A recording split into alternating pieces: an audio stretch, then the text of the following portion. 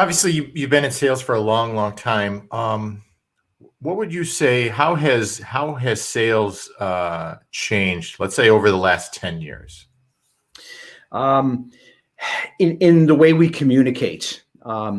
Strong salespeople, the behaviors that make salespeople good, I don't think they've changed at all, Michael. I think the books I read, the sales leaders that I followed and learned from, back in the 90s, and some of the people that I read, they were writing about sales in the 50s and 60s. Right. So, those things haven't changed. How you work with people, how you build value, what's going to make you a good, strong salesperson. I don't think those things have changed at all.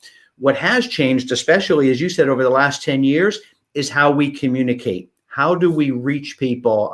How do they get to hear our message? I was out in door-to-door, outside B2B type sales. Okay, that's where I spent my time. You go back 20 years ago, business owners, most of them were working in their business. They were pretty accessible. So I was able to go in and I could have a conversation with them.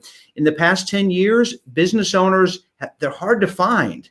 It's just like everyone else now, hey, send me a text, email me, let me look at your website. There are so many ways for people to think that they're learning about you that don't require them to speak with you. And a lot of people, especially some of the newer business owners, they don't want to spend the time to sit down, learn about what I have, what my company does, shake my hand.